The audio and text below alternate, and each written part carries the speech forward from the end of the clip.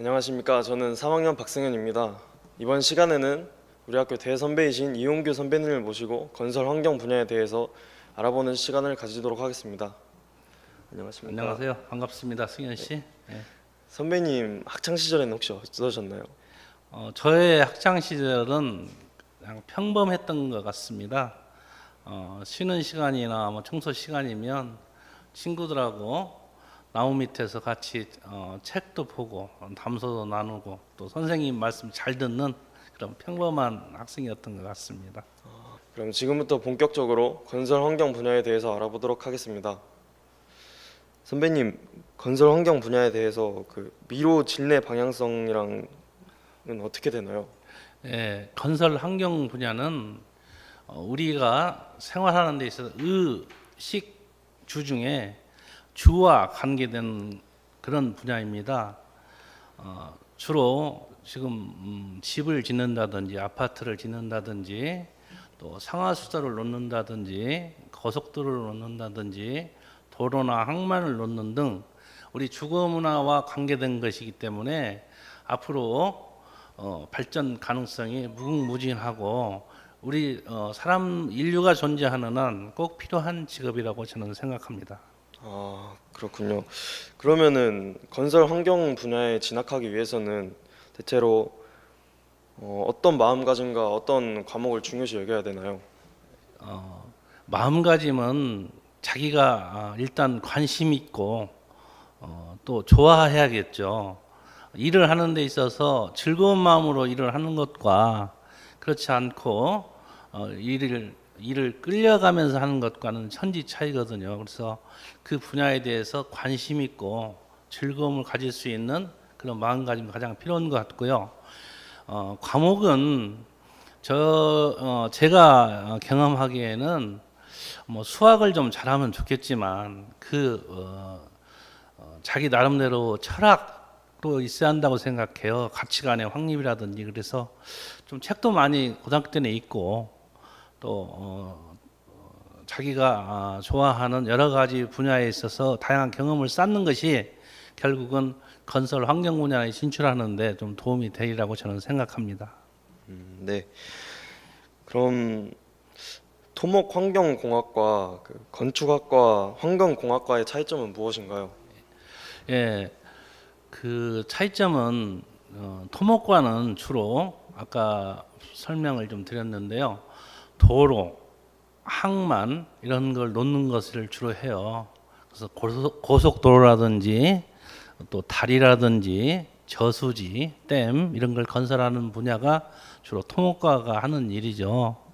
또 건축과는 주로 집 짓는 일이에요. 집을 짓거나 아파트를 짓거나 상가를 짓거나 건물을 짓는 것이고, 환경공학과는 이러한 토목과나 건축과와 관계되어 있는 상황에 주로 우리 환경과 관련된 것, 예를 들면 지금 뭐 쓰레기 소각장이라든지 또는 상하수도와 관련돼 있는 여러 가지 그 우호수 정화라든지 또 공원이나 이런 걸 만들 때 조경이라든지 또 생태와 관련된 여러 가지 분야에 대해서 공부하는 그런 과라고 생각합니다. 예.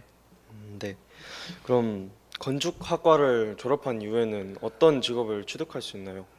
예, 건축과는 주로 예전에는 건축과에서 졸업을 하면 건축과나 건축공학을 다 할 수 있었어요. 근데 최근에 이 과가 나눠져 있어서 건축과는 우리 집을 짓는데 설계를 하는 과고, 건축공학과는 이 설계 도면에 의해서 시공을 하는 과로 나눠져 있습니다. 그러니까 건축과는 졸업하면 건축사를 따서 사회에 진출하는 경우가 많을 것이고, 건축공학과가 나오면은 건축 시공사를 따서 시공 기술 쪽으로 진출하는 경우가 많을 것입니다. 그것은 각자의 자기 나름대로의 그 방향성에 따라서 정하면 되겠습니다. 그러면 왜 건축공학과를 나오면은 건축사 자격증을 취득하지 못하는 건가요? 그런 이제 제도적인 게 있는데, 사회가 발달되고 분화되다 보니까 예전에는 건축과를 나오면 건축 그 설계나 시공을 다 할 수 있었는데 건축에 대한 수요가 많다 보니까 이것을 설계와 시공으로 제도적으로 나눴습니다. 그래서 건축사가 될 분들은 건축학과로 진학을 하고 시공을 원하는 사람들은 건축공학으로 진학을 하도록 제도적으로 그렇게 만들어졌기 때문에 그렇습니다. 그래서 고등학교 때 대학을 진학할 때 이걸 미리 정하고 대학을 입학을 해야 합니다. 그러면은 그 건축가들은 일을 어떻게 얻나요? 건축과는 이렇게 생각하면 돼요. 집을 지을 때 맨 처음에 우리가 집이 의뢰가 오면 아파트도 마찬가지입니다. 저희들도 아파트를 많이 짓지만 맨 먼저 아파트를 지을 때 땅을 구매를 하죠. 구매를 해서 맨 먼저 하는 게 뭐냐면 드로잉, 즉 설계를 해요.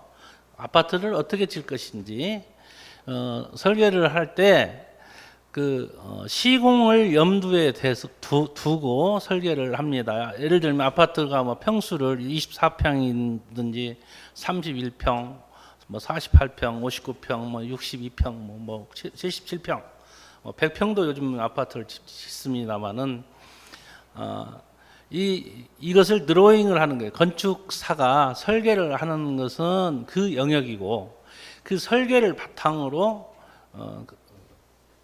건축 공학, 즉 건축 시공사가 그 설계를 바탕으로 이렇게 시공을 하는 거죠. 네.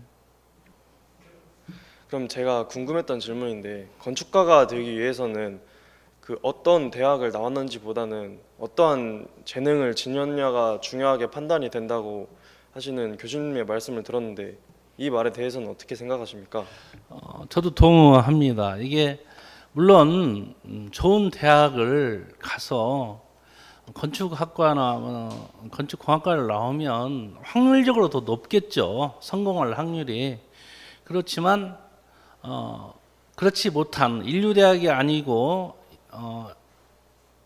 일반적으로 좋아하는 대학의 건축과나 건축공학과를 나왔다고 해서 성공할 확률이 줄어들진 않아요.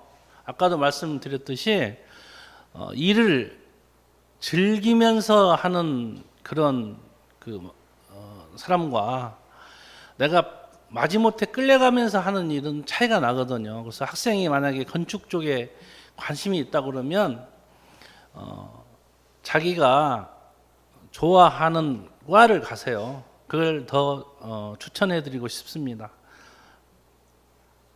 네. 그러면 그 건설 분야에 대해서 구체적으로 설명해 주실 수 있나요? 이제 건설은 아까 설명드렸듯이 토목, 건축, 환경을 토탈 아우르는 그런 직업이에요. 그래서 우리 회사 같은 경우에도 토목 분야, 건축 분야, 환경 분야 거기에 대해서 분야가 다 있어요. 또 요즘에는 또 이제 그 개발 분야까지 다시 만들어서 이걸 아우르는 거죠. 그러니까 저희 회사 같은 경우에도 보면 현재 새만금의 아파트를 지려고도 생각을 하고 있고 좀 에코시티에도 아파트를 지고 있고 또 새만금 고속도로에서도 우리가 209, 709도 참여하고 있고 또 저수지나 댐도 일부 우리가 짓고 있어요.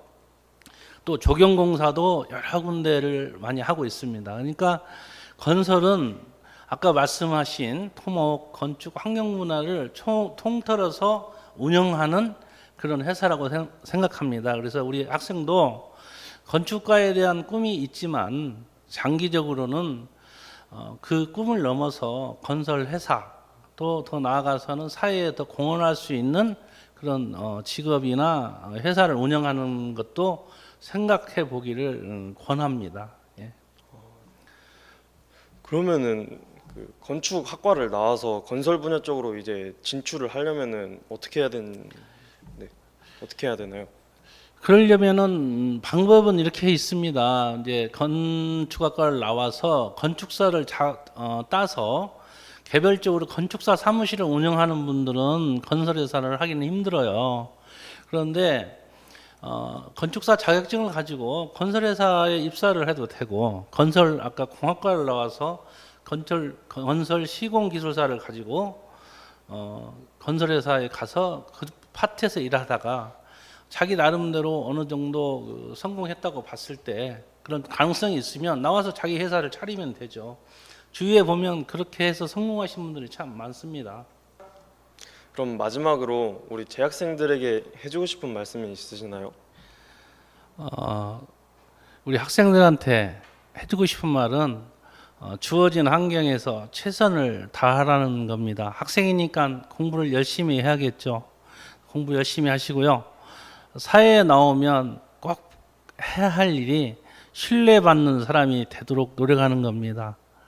신뢰받는 사람이 항상 성공합니다. 신뢰받는 우리 후배들이 되시기 바랍니다. 감사합니다. 네, 오늘은 이렇게 건설 환경 분야에 대해서 알아봤는데요. 정말 몰랐던 것도 많이 알게 되는 좋은 시간이었던 것 같고 공부도 많이 해야 된다는 걸 깨달은 것 같습니다. 네, 정말 유익한 시간이 되었던 것 같습니다. 감사합니다.